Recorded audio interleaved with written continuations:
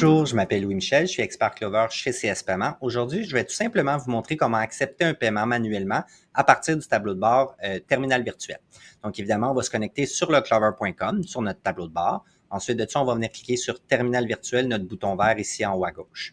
Ensuite de ça, on va arriver vers notre page de terminal virtuel. Évidemment, comme à l'habitude, on a notre menu déroulant qui est ici en haut à gauche. Si on appuie dessus, on va pouvoir déterminer quelle action on veut faire avec notre terminal virtuel. Aujourd'hui, comme je vous l'ai dit, on veut tout simplement accepter un paiement manuellement. Donc, on va cliquer sur « Accepter le paiement ». Ensuite de ça, on va devoir venir mettre notre montant. Donc, je donne un exemple, un 10 $. On va pouvoir venir appliquer les taxes si jamais vous voulez appliquer des taxes. Notes pour l'article ou le service, bien ça, c'est des notes que vous pouvez ajouter à votre paiement. Souvent, on a plusieurs clients qui vont l'utiliser pour mettre le numéro de facture. Donc, si jamais vous utilisez un logiciel comptable indépendant, puis que vous voulez faire la consolidation de vos factures avec vos paiements, bien évidemment, votre logiciel comptable va vous générer un numéro de facture que vous allez faire parvenir à votre client. Donc, à ce moment-là, vous pourriez venir insérer votre numéro de facture du logiciel comptable qui vous a été généré ou du système de facturation, peu importe, là, à cet endroit-là pour venir faire votre consolidation facilement par la suite. Donc, ça, c'est un petit truc. Évidemment, on va venir inscrire le pourboire si nécessaire. Par la suite, on va tomber dans la section client. Donc, au niveau de la section client, évidemment, si vous avez déjà pris le paiement avec ce client-là, il devrait se retrouver dans votre base de données. Donc, dans ce cas-là, vous pouvez simplement faire une recherche ici avec la barre de recherche. Puis, ce qui va arriver, c'est que toutes les informations qui sont déjà au compte client vont venir se mettre automatiquement, incluant le numéro de la carte de crédit si vous l'avez enregistré dans vos dossiers. Donc, ça, c'est un autre volet. Vous pourrez le voir dans d'autres vidéos de formation.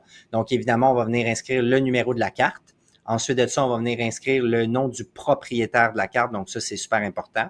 On va venir mettre la date d'expiration ainsi que le code à 3 chiffres à l'arrière. C'est important aussi de mettre le code postal de l'adresse de facturation de la carte ainsi que l'adresse. Donc, ça, ce que ça permet de faire, c'est au niveau des outils de prévention de la fraude, c'est qu'en mettant ces informations-là, le système va pouvoir les contre-vérifier dans les systèmes bancaires à savoir si l'information que vous avez mis là, elle est la bonne. Donc, c'est une façon de vous protéger, vous, ainsi que vos clients pour vous assurer qu'il n'y a pas de fraude et que vous ne faites pas des transactions qui ne sont pas autorisées. Puis bien évidemment, c'est important toujours d'aller mettre en place justement vos outils de prévention de la fraude qui sont prévus à cet effet.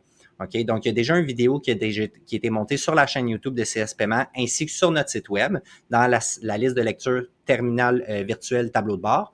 Puis dans cette section-là, vous allez voir qu'il y a une vidéo qui s'appelle « Outils de prévention de la fraude ». Je vous suggère fortement d'aller l'écouter, c'est super important pour vous protéger encore une fois puis protéger vos clients. D'un autre côté, on va pouvoir aller mettre encore plus d'informations pour venir doublement sécuriser notre transaction. Puis c'est ici les informations descriptives de la carte. Donc là, on va vous inviter à aller mettre encore plus d'informations.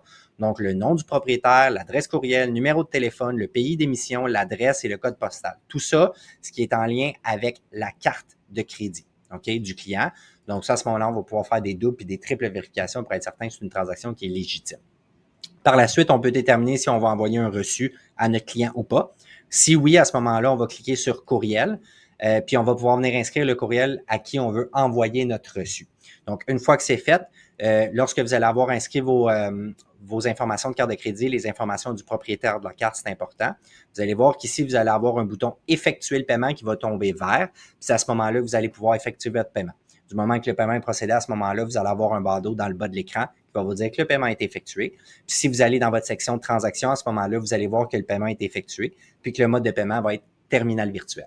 Donc, j'espère que ça répond à toutes vos questions. Si jamais il y a quoi que ce soit, n'hésitez pas à vous référer à votre représentant. Ça va lui faire plaisir de vous donner un coup de main. Puis je vous rappelle, allez écouter le vidéo des outils de prévention de la fraude. Mettez-les en place. Ça vaut vraiment la peine. Merci. Bonne journée.